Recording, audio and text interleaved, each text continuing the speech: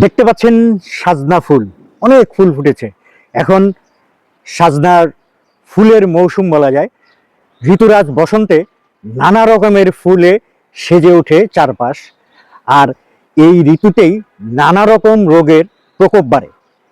শীতের থেকে বসন্তের ঋতু পরিবর্তনের এই আবহাওয়ার পালাবদলে নানা রকম সংক্রমণ ছড়িয়ে পড়ে চারদিক। আর এই ধরনের সংক্রমণ প্রতিহত করতে এই সজনে গাছের ফুল প্রচুর উপকারী। সাধারণত এই সময়টায় ঠান্ডা লেগে কাশি বা বুক জ্বালাপোড়া করলে এই সজনে ফুলের প্রতিকার পাওয়া যায়। পুষ্টি গুণে ভরপুর সজনে ফুলে রয়েছে ভিটামিন এ, বি, বি2, বি3, vitamin C, calcium, iron, phosphorus, magnesium এবং প্রোটিন।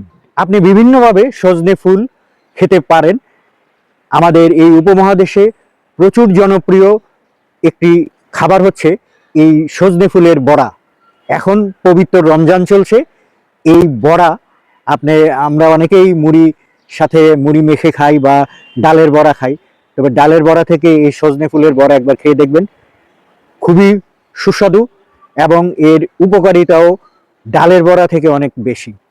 এই সজনে ফুল দিয়ে বেগুন, আলু বা মটরশুঁটি দিয়ে ছোট ছোট মাছের চচ্চড়ি রান্না করে খেয়ে দেখবেন, এটিও খুবই সুস্বাদু এবং মজাদার এবং পাশাপাশি খুবই উপকারী। আর এই কাঁচামরিচ, ধনেপাতা বা পুদিনা পাতা দিয়ে এই সজনে ফুল ভর্তা বানিয়েও খেতে পারেন, সেটিও খুবই শস্যদায়ক হয়। যাই হোক, এই সজনে ফুল উচ্চ রক্তচাপ নিয়ন্ত্রণ, ডায়াবেটিস প্রতিরোধ, হাঁপানি, শ্বাসকষ্ট, প্রদাহ বা বাত ব্যথা রোধ করতে পারে। পাশাপাশি রোগ প্রতিরোধে এই সজনে ফুল সাহায্য করে। তবে অতিরিক্ত খেলে পেটে ব্যথা বা সমস্যা হতে পারে। আর গর্ভবতী মহিলাগণ সজনে ফুল না খাওয়াই উত্তম, কারণ এই ফুল খেলে অনেক সময় গর্ভপাত হওয়ার সম্ভাবনা থাকে।